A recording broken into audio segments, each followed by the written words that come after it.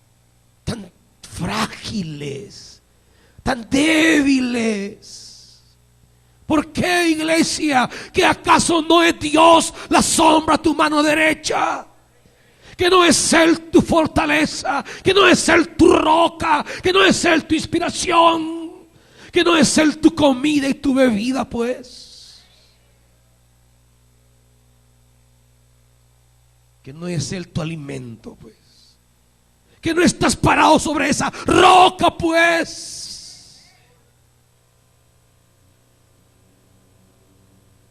¿Por qué? ¿Por qué entramos? Yo la verdad es que no entiendo. Yo no entiendo. No entiendo, hermanos, ¿por qué?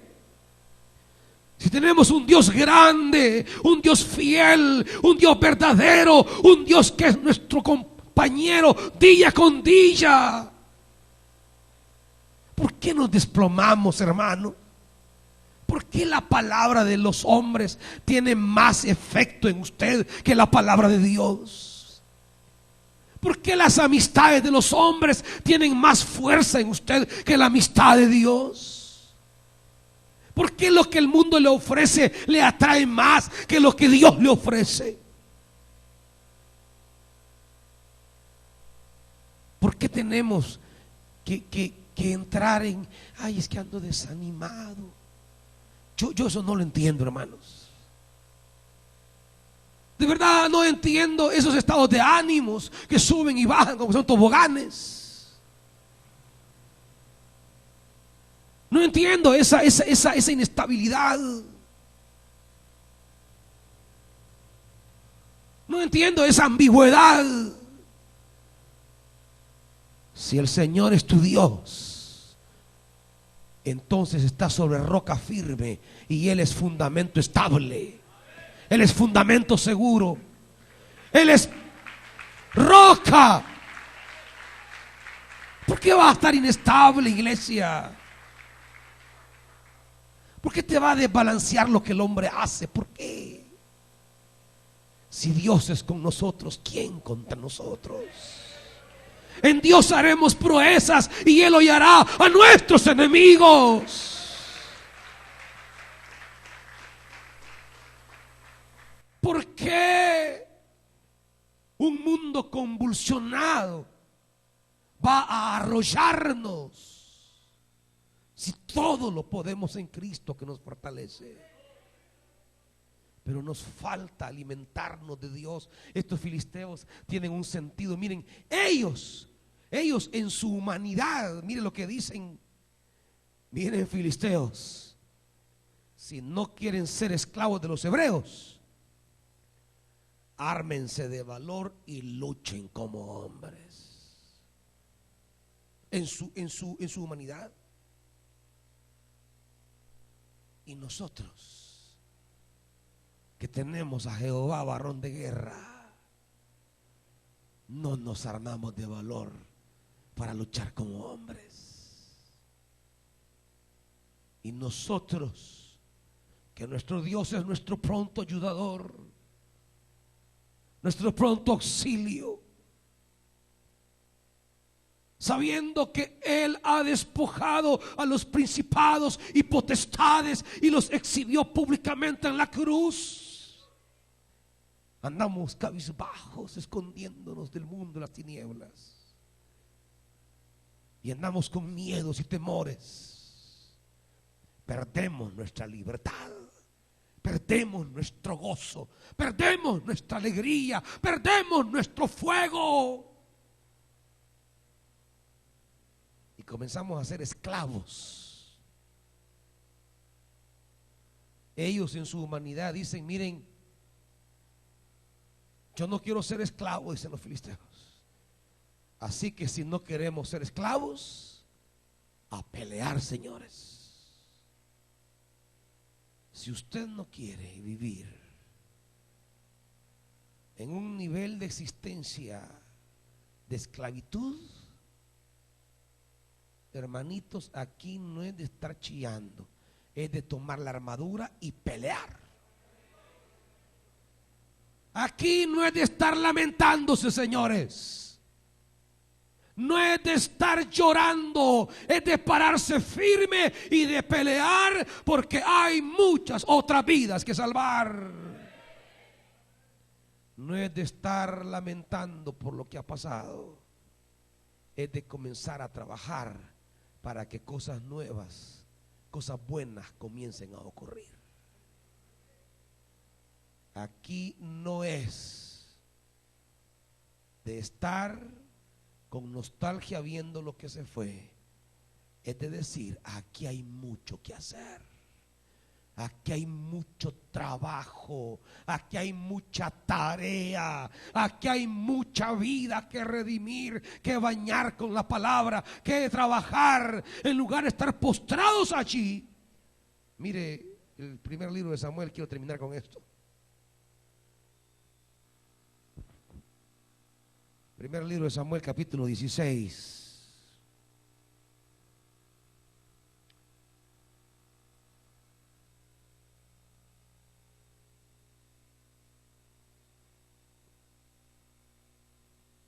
Versículo 1.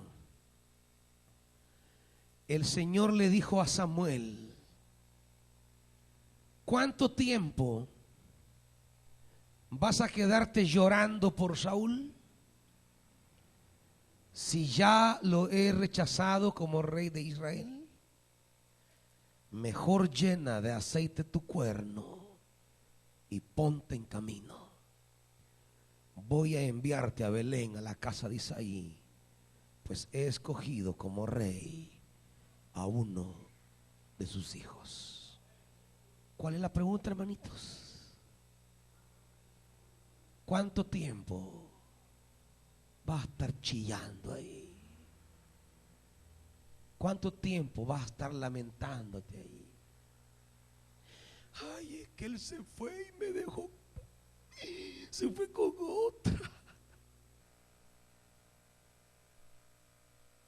Ay, es que perdí el trabajo, ya no hallaré otro.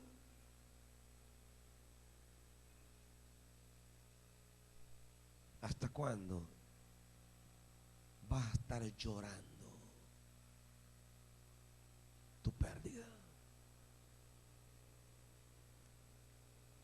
Quiero decirte una cosa: Dios siempre tiene más. Dios siempre tiene más. Pero hay que hacer dos cosas.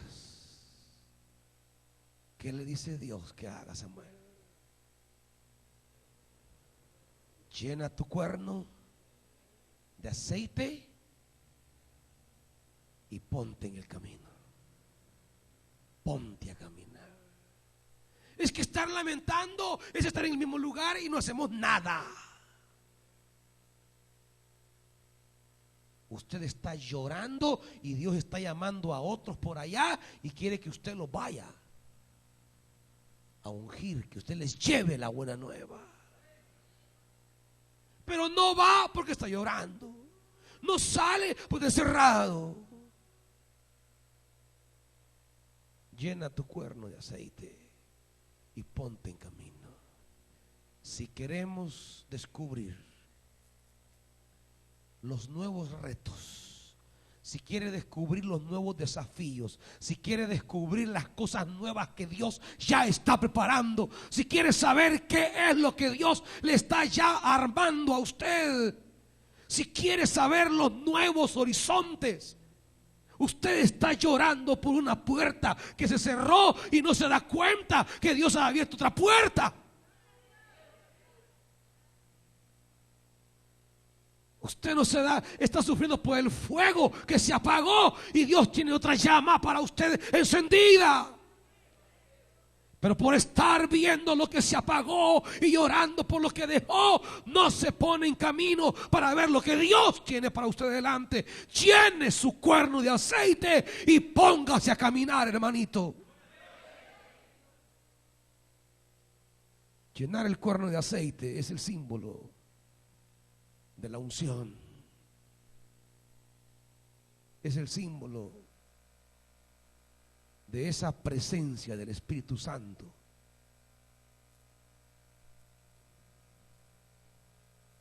No estamos para llorar por las puertas que se cerraron.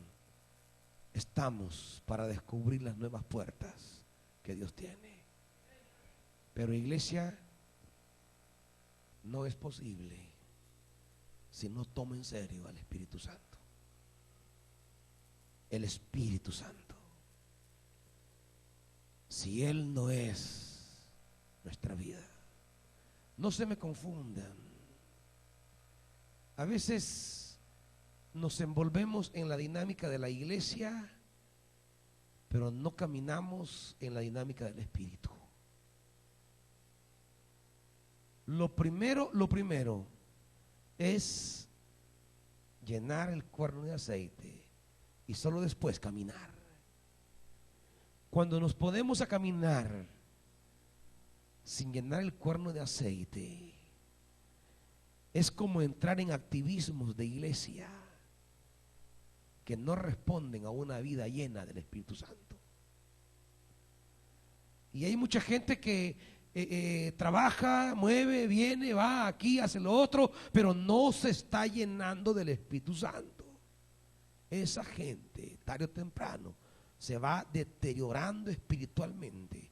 Y las palabras de los hombres van haciendo más mella que la palabra de Dios. Y la compañía de los hombres van afectándole mucho más que la influencia positiva de la palabra de Dios.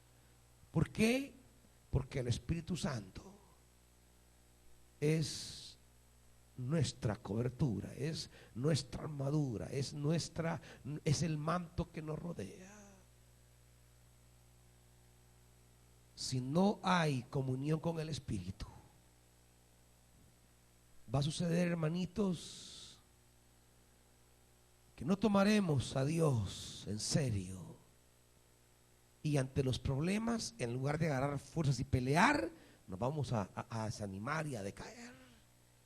Pero con el Espíritu Santo, hermanitos, no hay adversidad que nos detenga. Con el Espíritu Santo no hay problema que nos paralice. No hay enemigo que nos acobarde. No hay muralla que no podamos atravesar. Con el Espíritu Santo no hay ejército que no podamos vencer. No hay golpe que no podamos resistir. No hay caída de la que no nos podamos levantar. Con el Espíritu Santo, con ese cuerno lleno de aceite, nos ponemos a caminar y comenzamos a descubrir que la puerta que Dios está abriendo adelante es 10 veces más grande que la puerta que se cerró en el pasado. Pero hay que caminar bañados del Espíritu Santo. ¿Cómo está su comunión con el Espíritu? ¿Cómo está su relación con el Espíritu Santo? ¿Qué tanto Él está siendo fuego de Dios en su vida? Él es el Espíritu que nos da sabiduría, que nos da poder, que nos da fortaleza, que nos da luz.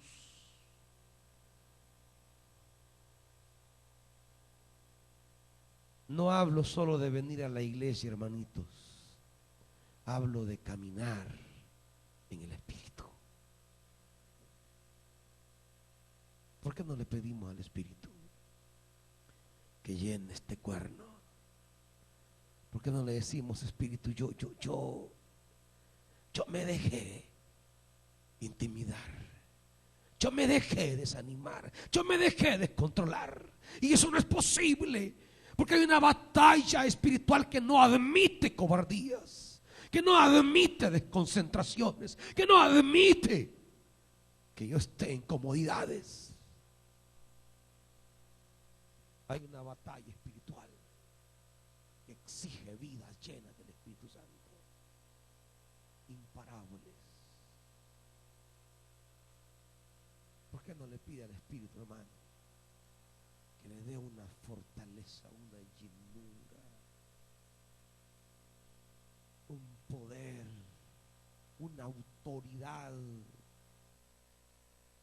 Que usted con autoridad camine, viva, hable, predique, enseñe, asuma su llamamiento con autoridad, sin miedo, sin cobardía, sin temores, sin debilidades. Si alguien está sufriendo por lo que ha vivido, el Espíritu te dice: llena tu cuerno de aceite y camina, porque yo estoy preparando algo más. Dios está preparando algo más. Dios siempre tiene algo más, siempre.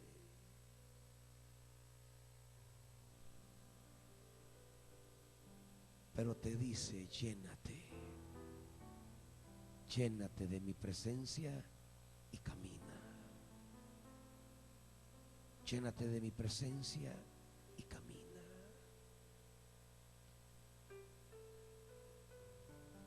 Si la llama se está apagando, dile al Espíritu Santo que atice ese fuego, que encienda ese fuego.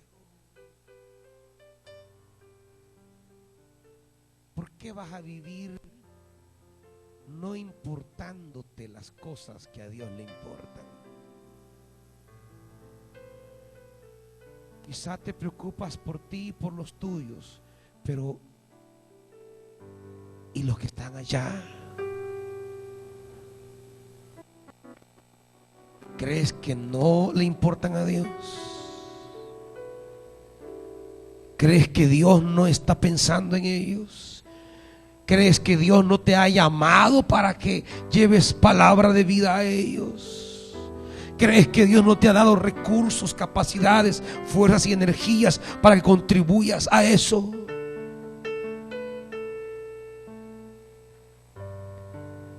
De la manera como tú amas a tus hijos, hay muchas madres que aman a sus hijos, pero se los están matando.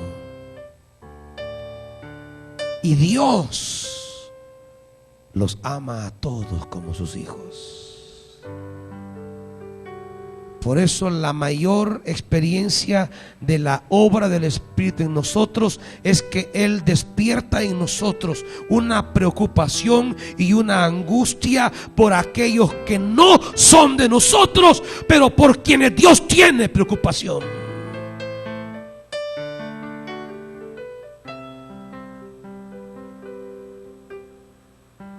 Ser iglesia es poner la vida para llevarle vida a ellos.